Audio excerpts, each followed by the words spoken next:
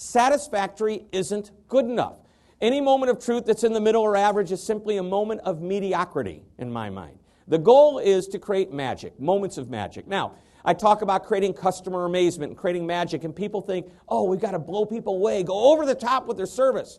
No, you don't have to. The best companies in the world sometimes blow you away with amazing, over-the-top, wow level of service. However, the best ones are always consistently better than average, and that is the key. If you want to create moments of magic, if you want to create customer amazement, simply be better than average all of the time. Now, back to this moments of truth concept. Jan Carlson, what is the average age of a person working at McDonald's?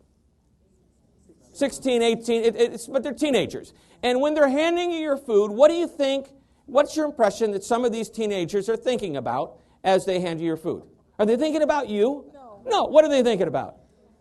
What time do they get off and what they're going to do tonight? And actually, that's not always true. And I'm not trying to slam McDonald's because that is actually not true. If they hire the right people, that's not what they're thinking. However, if you go to many of these fast food or quick serve restaurants, you'll find that sometimes the employees, especially the younger ones, it's difficult to get them engaged. However, if that employee is nice to you and they smile at you and they thank you and they give you a big smile as they hand you your food and take your money, that's a moment of magic. And many times that's all it takes to elevate that normal, average, mundane experience to something just a little bit better. Now, on the flip side, I'll give you a great example. There was a McDonald's on the way to school. I used to take my kids to breakfast at least once a week. And I'd say, where do you want to go to breakfast? They go, let's go to McDonald's. They love the breakfast at McDonald's. And there's 2 McDonald's. Which one do you want to go to? Oh, we want to go to, and they always say the same one. Why? Well, there was this one particular woman. By the way, early in the morning, it's not kids working there because they're supposed to be in school. But this one particular woman, she was fantastic. We would walk in the McDonald's, and she would say, well, look who's here. Kids, come on up here. And she was so warm and inviting, and she would tell my kids, I know exactly what you're going to have for breakfast. And my kids would go, what are we going to have? And she would tell them. And my kids, well, how does she know that's what I wanted? But here's why, okay, because my kids were little, she was older, she remembered us from the week before. And my kids were too young to remember her. It was pretty cool. But my little daughter at the time, she was so smart. As we walked out, she said to me, Daddy, the people at this McDonald's are so friendly. Now, this is what's cool. The people at this McDonald's are so friendly. When you go to a McDonald's or any other fast food type restaurant, you go to the corner or to the counter and you order their food, how many people do you actually interact with? How many of those employees would you say you interact with? One. That's right, one. But what happened is when we walked out, she said, the people. And here's a great important point.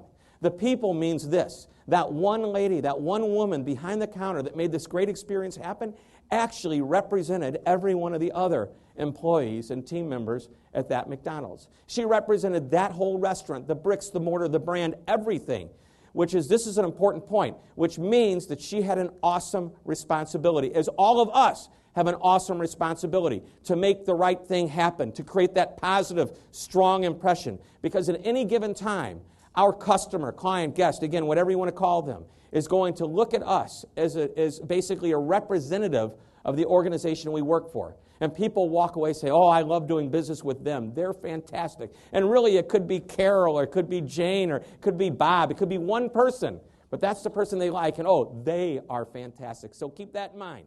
Good lesson.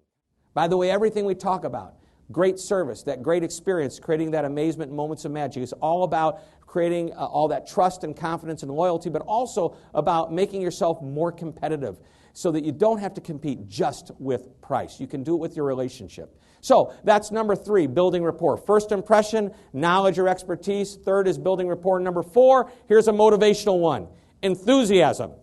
Got to be excited about what you do.